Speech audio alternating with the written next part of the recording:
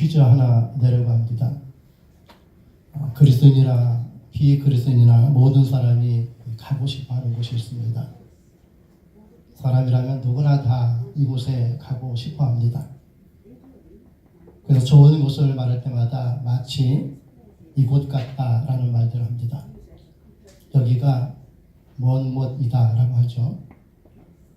이곳이 어딜까요? 천국입니다. 천국은 누구나 다 가고 싶어 합니다. 근데 참 이상합니다.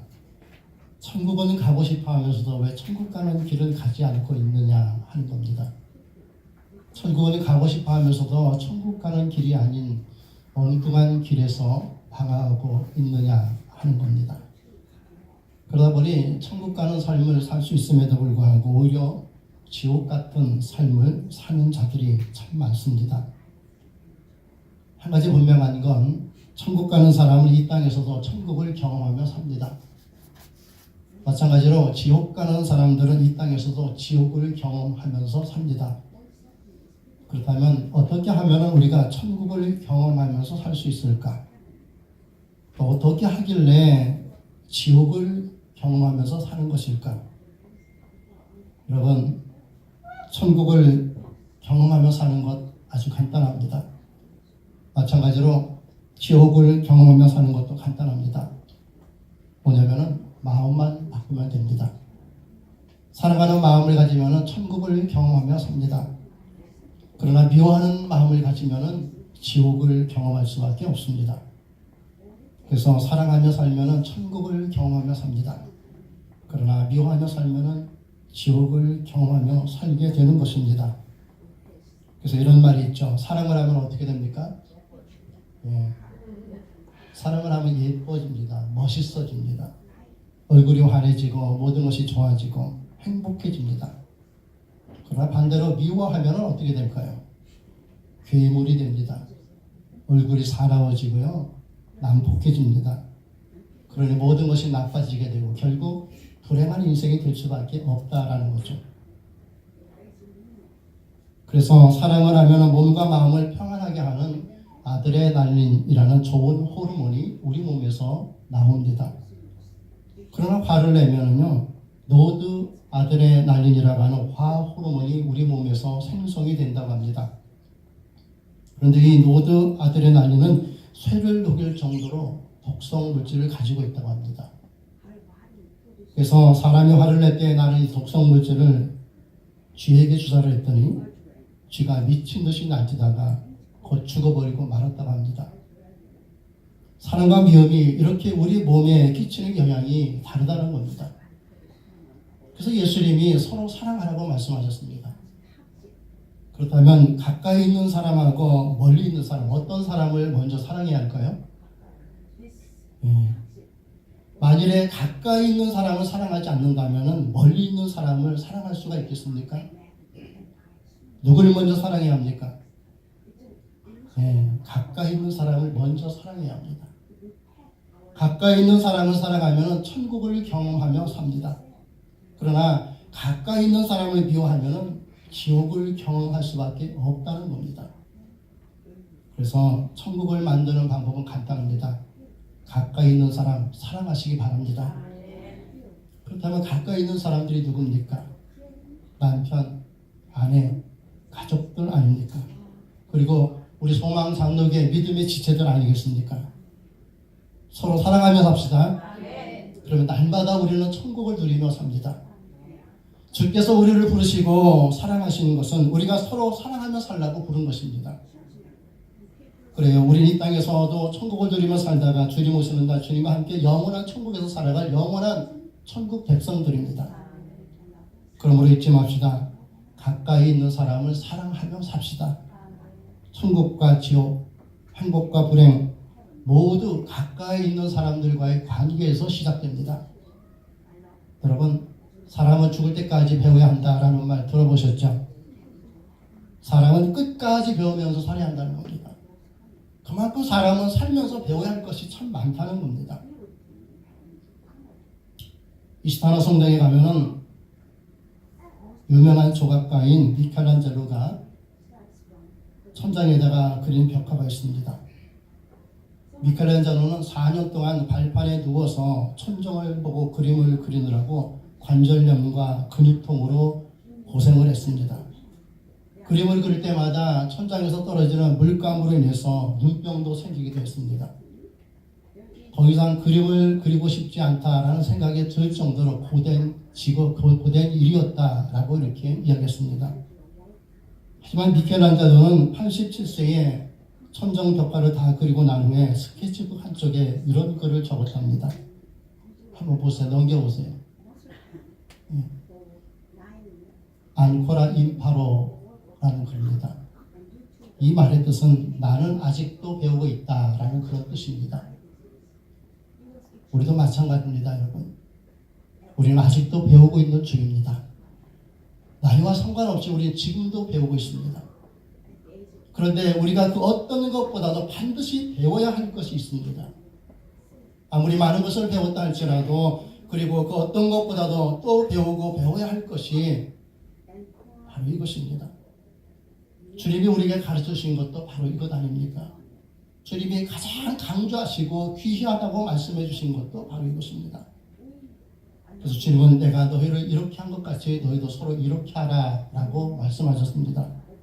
그리고 우리가 이렇게 할 때 비로소 사람들이 너희가 내 제자인 줄 알리라 라고 하셨습니다. 그래서 하나님도 이것이고요, 예수님도 이것이고, 그래서 우리도 이것이어야 합니다. 이게 무엇일까요? 사랑입니다. 우리가 죽을 때까지 배워야 할 것은 바로 사랑입니다. 왜냐하면 하나님이 사랑이시기 때문입니다. 성경은 요한일서 4장 16절에 이렇게 말씀하셨습니다. 하나님은 사랑이시라. 사랑 안에 거하는 자는 하나님 안에 있고 하나님도 그 안에 거하시느니라. 아멘. 하나님이 우리에게 가르쳐 주신 것은 바로 이것입니다. 사랑입니다. 그래서 성경은 로마서 5장 8절에 또 이렇게 말씀하셨습니다. 우리가 아직 죄인이었을 때 그리스도께서 우리를 위해 죽으심으로 하나님께서 우리에게 대한 자기의 사랑을 확증하셨느니라. 하나님은 자기 아들을 우리에게 주시면서 하나님의 사랑을 우리에게 확증하여 보여주셨습니다. 그리고 예수님은 십자가에 달려 주님의 사랑을 친히 몸으로 우리에게 보여주셨습니다. 성삼위 하나님께서 우리에게 보여주는 것은 한 가지입니다. 사랑입니다. 그런데 사람들은 주님이 가르쳐 주신 것보다 가르쳐 주지 않은 것을 할 때가 너무도 많습니다. 그래서 사랑하기보다는 미워할 때가 있고요. 사랑하기보다는 시기합니다. 사랑하기보다는 원망합니다. 사랑하기보다는 헐뜯고 비방들 합니다. 지금도 이런 일들이 우리가 살아가는 삶의 자리에서 벌어지고 있습니다. 그래서 사랑하며 살면 천국이 이루어짐에도 불구하고 오히려 사랑하지 않음으로 인해 스스로 지옥과 같은 삶을 살고 있는 자들이 얼마나 많습니까? 우리 그러지 맙시다. 우리는 사랑하며 삽시다. 가까이 있는 사람들을 더 사랑하며 삽시다. 그래서 여러분 성경의 내용을 한마디로 표현한다면 바로 이겁니다. 사랑입니다. 왜냐하면 하나님은 사랑이시니까요. 성경은 하나님이 우리를 얼마나 사랑하시는가를 보여주고 있습니다. 내가 나를 사랑하는 것보다, 내 부모가 나를 사랑하는 것보다, 내 남편, 내 아내가 그 누가 나를 사랑하는 것보다 하나님은 나를 더 사랑하십니다. 그래서 여러분 아무리 믿음이 있어도 사랑이 없는 사람은요, 그 믿음은 헛것입니다. 왜냐하면 믿음은 하나님이 나를 사랑하셔서 하나뿐인 독생자를 나를 위해 내어주셨다는 것을 믿는 것이기 때문입니다. 그리고 하나뿐인 독생자 예수 그리스도가 나를 사랑하셔서 내 대신 내가 달려야 할 십자가에 달리셔서 내 대신 돌아가셨다는 것을 믿는 것, 이게 바로 우리가 믿는 믿음이어야 하기 때문입니다. 그래서 우리가 믿어야 할 것은 바로 이 주님의 사랑입니다. 그리고 사랑의 주님을 믿는 자는 구원을 받는다라고 말씀하셨습니다. 그래서 믿음은 뭐예요? 사랑입니다. 믿음은 사랑입니다. 그래서 믿음 있는 사람은요, 사랑하며 삽니다. 그래서 우리가 죽을 때까지 배워야 할 것은 오직 주님이 보여주시고 가르쳐주신 바로 그 사랑입니다. 그래서 예수님은 이렇게 말씀하셨습니다. 어느 날 율법사가 예수님을 찾아와서 묻습니다. 선생님, 계명 중에 어느 계명이 제일 큽니까? 율법사니까 계명들을 누구보다 잘 알고 있겠죠. 그래서 예수님을 시험하기 위해서 물었습니다. 율법사들은 자기들이 알고 있는 계명을 예수님이 알고 있는가를 확인하기 위해서 시험했습니다. 그러나 예수님의 대답은 율법사들이 알고 있는 계명들과는 전혀 다른 것이었습니다. 그래서 예수님은 마태복음 22장 37절과 40절에 이렇게 말씀하셨습니다. 내 마음을 다하고 목숨을 다하고 뜻을 다하여 주 너희 하나님을 사랑하라 하셨으니 이것이 크고 첫째는 그와 같으니 내 이웃을 내 몸같이 사랑하라 하셨으니 이 두 계명이 온 율법과 선지자의 강령이니라. 아멘. 예수님은 사랑의 모든 계명의 요약이라고 했습니다. 너희가 모든 계명을 다 지켜도 너희 속에 사랑이 없다면 소용이 없다는 겁니다. 그래서 우리가 죽을 때까지 해야 할 것은 여러분 사랑입니다. 그렇다면 사랑하는 사람은 어떤 사람입니까? 하나님을 사랑하고 이웃을 사랑한다는 것은 도대체 어떤 의미입니까? 바로 오늘 본문이 그 해답을 우리에게 주시고 있습니다. 오늘 본문은 하나님에게서 멀어진 이스라엘 백성들의 상태를 말씀해 주시고 있습니다. 이스라엘 백성들은 하나님께 열심히 제사했습니다. 그러나 이들은 제사 형식만 지켰을 뿐 마땅히 그 제사 안에 담겨져 있어야 할 하나님을 사랑하는 마음 자체가 없었다는 겁니다. 그래서 하나님은 사랑이 없는 형식적인 제사인 신물이 낫다고 하며 이들에게 두 개의 길을 제시하고 있습니다. 그 두 개의 길이 바로 오늘 우리가 읽은 본문의 내용입니다. 제가 다시 한번 읽겠습니다. 너희가 즐겨 순종하면 땅의 아름다운 소산을 먹을 것이요 너희가 거절하여 배반하면 칼에 삼키우리라. 여호와의 입의 말씀이니라. 아멘. 올바른 길을 선택하면 복을 받을 것이다. 그러나 만약에 잘못된 길을 선택하면 멸망할 것이다. 즐겨 순종하면 복이 임할 것이고 거절하면 칼에 삼키울 것이다. 둘 중에 하나입니다, 여러분. 하나님이 원하시는 건 순종하는 것입니다. 하나님의 말씀, 하나님의 뜻에 즐거운 마음으로 순종하라는 겁니다. 억지로 하지 말고 즐거운 마음으로 순종하라는 겁니다. 그러면은 땅의 아름다운 소산을 먹을 것이다 약속하셨습니다. 여러분 그리스도인 중에 이런 생각을 하는 이들이 있습니다. 순종은 무조건 복종해야 하는 것으로 생각합니다. 억지로라도 복종해야 하는 것으로 생각합니다. 여러분 생각해 보세요. 하나님이 억지로 시키는 분이십니까? 하나님은 우리에게 모든 것을 말씀해 주셨고 우리가 무엇을 하기를 원하는지 분명히 우리에게 말씀해 주셨습니다. 그러나 그 선택은 우리 각자에게 맡겨 주셨습니다. 하나님은 인격적인 하나님이십니다. 그래서 하나님은 우리를 인격적으로 대하십니다. 이렇게 해야 한다고 동물처럼 대우하시고 어거지로 시키는 분이 아니라는 것입니다. 짐승처럼 대하지 않으십니다. 마치 당나귀가 일을 하지 않으려 할 때 주인이 채찍질하면서 억지로라도 일을 하게 하듯이 하나님은 그렇게 하는 분이 아니라는 겁니다. 만일에 하나님이 우리를 억지로 순종하게 하시는 분이시라면 우리에게 순종하라는 말 하지 않았습니다. 순종하라는 말 하지 않고 억지로 시키면 돼요. 그러다가 억지로 시키면 돼요. 하나님 얼마든지 그렇게 할 수 있습니다. 그러나 하나님은 순종하라고 하시면서 그 선택을 우리에게 맡겨주셨습니다.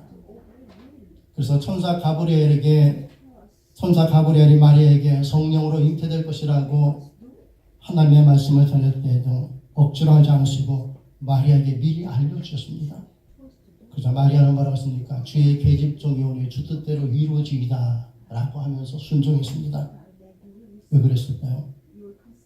하나님이 마리아를 사랑한다는 것을 믿었기 때문입니다. 그리고 마리아 역시 하나님을 사랑했기 때문에 주의 뜻대로 내게 이루어지기를 원합니다 라고 고백했습니다. 여러분 순종은 이런 것입니다. 하나님을 억지로 순종하게 하시는 분이 아니십니다. 그러나 한 가지 분명한 건 하나님을 사랑하는 자는 하나님의 뜻에 따른다는 겁니다. 그래서 하나님께 순종하는 건 하나님을 사랑하는 자만이 할 수 있는 것입니다. 그런데 오늘 이 본문의 이스라엘 백성들은 하나님께 제사한다고 하면서 하나님을 사랑하는 그 마음이 없었다는 겁니다. 그러나 이들의 순종은 순종이 아니었던 것입니다. 이들은 단지 하나님께 제사하기 때문에 하나님이 자기들을 지켜줄 것이라고 생각했습니다.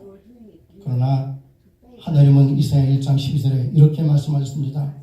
너희가 내 앞에 보이려고 하니 그것을 누가 너희에게 요구하였느냐? 내 마당만 밟을 뿐이니라. 그리고 이어서 13절에 하나님은 이스라엘 백성들이 제사하는 것을 더 이상 견디지 못하겠다고 했습니다. 너희들이 제사하는 것을 내가 더 이상 받는 것에 내 마음이 너무 상해 있다라고 말씀하셨습니다. 하나님은 사랑이 없는 자들은 성전 마당만 밟을 뿐이라고 했습니다. 사랑이 없는 예배는 하나님은 더 이상 견딜 수가 없다고 했습니다. 하나님의 성전에 나와 예배하면서 이웃을 사랑하지 못하고 가족을 사랑하지 못하고 가까이 있는 사람도 사랑하지 못하는 그 모습을 하나님은 더 이상 참을 수가 없다라고 말씀하셨습니다. 왜냐하면 하나님은 사랑이시기 때문입니다. 그래서 여러분, 하나님을 믿는다는 건 하나님을 사랑하는 것입니다. 그리고 하나님을 사랑하는 자는 하나님의 말씀에 따릅니다. 그래서 성경은 사무엘상 12장 22절에 순종이 제사보다 낫다라고 했습니다. 왜냐하면 하나님을 사랑하는 자는 하나님의 뜻에 순종하기 때문입니다. 이렇게 사랑하며 사는 게 바로 하나님을 믿는 것이고, 이렇게 사랑하며 사는 게 바로 하나님의 뜻에 순종하는 것입니다.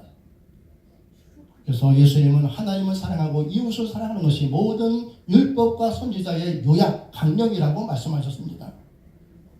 그러므로 우리에게 필요한 것은 사랑하며 사는 것입니다. 이렇게 서로 사랑하며 사는 것이 주님께 순종하며 사는 것입니다. 우리가 이렇게 서로 사랑하며 살면은 하나님이 우리에게 베푸시는 복을 누리게 될 것입니다. 오늘 본문의 말씀처럼 땅의 아름다운 소산을 먹게 될 것입니다. 그러므로 여러분, 하나님이 나를 사랑하듯 가까이 있는 사람들을 사랑하며 살기를 힘씁시다. 이렇게 살 때 우리 이 땅에서 천국을 경험하며 살게 될 줄로 믿습니다. 그리고 우리 주님 모신 것이 그 어디나 천국임을 확실히 보게 될 것입니다. 여러분, 우리는 하나님이 사랑하는 자들입니다. 그러므로 우리는 어찌하든 하나님의 사랑을 지켜내야 합니다. 그러기 위해서 우리는 가까이 있는 사람들을 더욱 사랑하며 하나님의 사랑을 그들에게 전하며 살아야 합니다. 그래서 진정한 그리스도인은, 진정한 믿음은 가까이 있는 사람들을 사랑하며 사는 것입니다. 이렇게 사랑하며 사는 게 주께 순종하는 것입니다. 그리고 주님께 순종하는 자는 주께서 약속하신 대로 땅의 아름다운 소산을 먹게 될 것입니다. 이렇게 우리는 가까이 있는 이들을 사랑함으로 숨쉬는 매 순간순간마다 천국을 경험하며 살다가 주님 오시는 날 주님과 더불어 영원의 천국에 들어갈 하나님의 백성들입니다. 여러분, 우리가 진심으로 하나님의 사랑을 받은 자들이라면 우리 속에 있는 하나님의 사랑을 반드시 겉으로 드러내야 할 것 아니겠습니까? 그러므로 우리는 이 세상 끝날까지 하나님의 사랑을 배우고 하나님의 사랑 속에 살며 하나님의 사랑을 전하며 살아야 합니다. 그러기 위해 우리는 가까이 있는 사람들부터 사랑하며 살아야 할 것입니다. 여러분, 우리의 믿음은 종교적인 행위가 아닙니다. 그냥 내가 하나님의 성전에서 예배했으니까 내가 할 일 다 했다, 이게 아닙니다. 아무리 우리가 하나님의 성전이라고 예배해도 우리 안에 주님께서 보신 그 사랑의 실천이 없으면 아무런 소용이 없다는 겁니다. 여러분, 우리의 믿음은 사랑을 통해서 성취됩니다. 우린 진정으로 하나님의 나를 사랑하심을 믿습니다. 그러기에 우리는 더욱 사랑하며 살아야 합니다. 여러분, 오늘날의 시대는 사랑이 없는 믿음이 판을 치고 있습니다. 그러다 보니 믿음이 있다고 하면서도 사랑할 줄 모르는 사람들이 너무도 많습니다. 그러다 보니 하나님을 믿는다 하면서도 다른 사람들을 헐뜯고 비방하는 일들이 얼마나 많이 벌어지고 있습니까? 하나님이 보고 계신다고 대단한 믿음을 가진 사람처럼 말하면서도 사랑이 없는 소리라는 그리와 울리는 깽과리와 같은 자들이 너무도 많습니다. 사랑이 없는 믿음, 하나님을 믿는다고 하면서 그 속에 사랑이 없는 믿음, 그 믿음을 보시는, 그 모습을 보시는 하나님의 마음이 얼마나 아플까? 제 마음도 아려옵니다. 여러분, 우린 그러지 맙시다. 우린 주님이 우리를 사랑하듯 서로 사랑하며 살아갑시다. 그래서 우리 서로 이 시간 고백 한번 합시다. 하나님이 우리를 사랑하십니다. 우리도 더 사랑합시다. 오늘 예배를 마치고 집에 돌아가시면 가족들을 따뜻하게 안아주시기 바랍니다. 그리고 사랑한다고 이야기해 주시기 바랍니다. 그러면 주께서 땅의 아름다운 소산으로 우리의 가정과 삶을 복되게 하실 줄로 믿습니다. 여러분, 뽕잎을 누에가 먹으면 뭐가 나옵니까? 비단이 나옵니다. 그렇죠? 뽕잎을 누에가 먹으면 비단이 나와요. 근데 그 뽕잎을 독사가 먹으면 어떻게 될까요? 독이 됩니다. 뽕잎을 누에가 먹으면 비단이 나오고, 똑같은 뽕잎이지만 그 뽕잎을 독사가 먹으면 독이 됩니다. 여러분, 하나님의 말씀을 먹고 사는 우리는 어떻습니까? 하나님의 말씀을 먹으면 당연히 비단 같은 마음이 나와야죠. 그런데 여러분, 하나님의 말씀을 사단이 먹으면 어떤 마음이 나올까요? 생각만 해도 끔찍합니다. 여러분, 하나님의 말씀을 먹은 사단들을 주의하시기 바랍니다. 그들의 입에선 독이 나옵니다. 그래서 예수님의 바리새인들과 사두개인들의 교훈을 삼가라고 말씀하십니다. 그들은 하나님의 일을 하는 데는 열심이었습니다. 제사하고 금식기도 하고 하나님 앞에 제물 드리는 일에는 열심이었습니다. 그러나 그 속에 하나님께서 가장 귀히 여기는 사랑이 없었다는 겁니다. 그래서 그들은 화일수진전하고 예수님께서 책망하셨습니다. 여러분, 우리는 오직 하나님의 말씀을 먹은 자답게 서로 사랑하며 살 수 있기를 바랍니다. 그래서 날마다 천국을 경험하며 삽시다. 우리가 이렇게 주님의 사랑받은 자답게 서로 사랑하며 살면 하나님의 말씀하신 대로 우리의 가정과 삶과 모든 자녀들의 삶 속에 땅의 아름다운 소산을 먹게 하실 줄로 믿습니다. 우리가 이렇게 서로 사랑하며 사는 게 주님께 즐겨 순종하는 것입니다. 이렇게 살 때 주님은 우리에게 땅의 아름다운 소산을 먹게 하신다고 오늘 분명히 우리에게 약속해 주셨습니다. 여러분, 더 사랑하며 사시기 바랍니다. 먼저 있는 사람 사랑하려고 애쓰지 마시고 가까이 있는 사람, 눈에 보이는 사람 사랑하시기 바랍니다. 남의 아들처럼 됐다, 누구처럼 됐다 하지 마시고 내 아들은 그것보다 더 잘 될 거니까 더 사랑하시기 바랍니다. 우리의 가족들, 여러분 더 사랑하세요. 하나님이 세상에 많은 사람들 가운데 그래도 내가 사랑할 수 있기에, 그리고 그 사람이 나를 사랑할 수 있기에, 그래서 그 남편, 그 아내 만나게 하셨고, 그래서 그 가정에 그 자녀 주신 거 아닙니까? 여러분 사랑하시기 바랍니다. 하나님을 사랑한다면 우리 가족들 더 사랑해야 합니다. 하나님을 사랑한다면 믿음의 지체들도 사랑해야 합니다. 그래서 우리는 날마다 우리 입에서 나오는 것이 하나님의 말씀을 먹은 자답게 사람들을 사랑한다는 고백을 통해서 사랑과 화평을 이루어가는 그런 복된 삶 되시기를 주님의 이름으로 축복합니다.